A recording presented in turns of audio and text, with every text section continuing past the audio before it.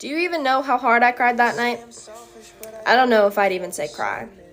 I'd say sobbed and drowned in my own tears.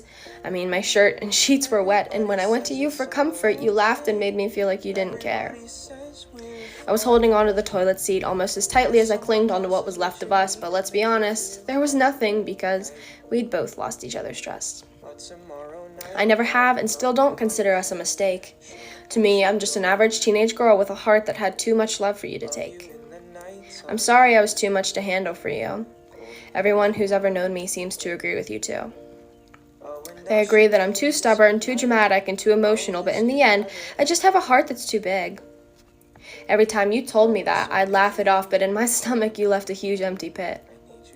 See, you never made me feel like I wasn't enough, but it definitely gave you joy to tell me how I was always too much. Weekly, if not daily, you'd scream at me or make me feel worthless. Then when I'd wake up with my pillows having tear stains, I'd ask myself, what was the purpose? If I was so much of a bother, why didn't you just leave? Is it because you just enjoyed watching me grieve?